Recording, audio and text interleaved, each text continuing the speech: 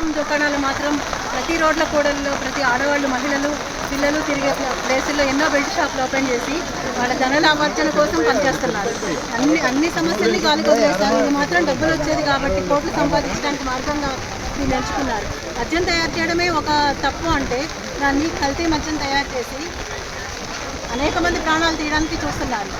ఇందులో మనం వాళ్ళు పట్టుకున్నా కూడా అది ఎక్కడ చిత్తూరు జిల్లా మారుమూల ప్రాంతం, అక్కడ నుంచి ఇక్కడ మనకి ఇబ్రహీంపట్నం వరకు జిల్లాలు దాటుకొని మన వరకు వచ్చిందంటే కల్తీ మద్యం. దీన్ని అరికట్టడానికి ప్రభుత్వం ఏం చర్యలు తీసుకుంది ఇంతవరకు మనం గ్రహించలేకపోయాం. ఇంతవరకు వాళ్ళు ఏ చర్యలు తీసుకున్నారో కూడా తెలియదు. వాళ్ళ కొమ్ము కాస్తూ ప్రభుత్వం ఇంతవరకు వాళ్ళకి రక్షణ కల్పిస్తూనే ఉంది. ఇదంతా చూస్తూ మన డిప్యూటీ సీఎం పవన్ కళ్యాణ్ గారు, నారా లోకేష్ గారు వీళ్ళందరూ ఏమైపోయారో తెలియదు.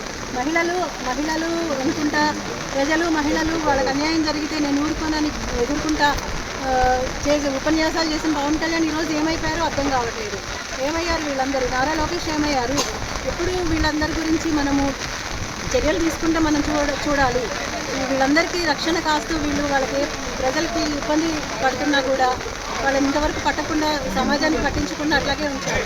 వాళ్ళకి ఎన్ని శిక్ష వేస్తున్నారో కూడా మనకు తెలియదు. వాళ్ళకి ఎప్పుడు పోయినసారి కూడా ఇలాగే జరిగితే వాళ్ళందరికీ శిక్ష పెట్టి వదిలేశారు.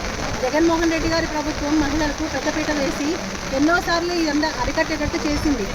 జగన్మోహన్ రెడ్డి గారి ప్రభుత్వం ప్రజలకు ఏ కష్టం వచ్చినా, ఓడిపోయినా గెలిచినా ప్రజల మధ్యలోనే ఉంది. ప్రజలకు ఏ సమస్య వచ్చినా పోరాడడానికి జగన్మోహన్ రెడ్డి గారు ముందుంటారు. వైఎస్ఆర్సీపీ నాయకత్వం ముందుంటుంది, కార్యకర్తలు అందరూ ముందుంటారు. ప్రజలకి దీని విషయమై మనం ప్రభుత్వం మీద గట్టి ఒత్తిడి తీసుకురావాలి.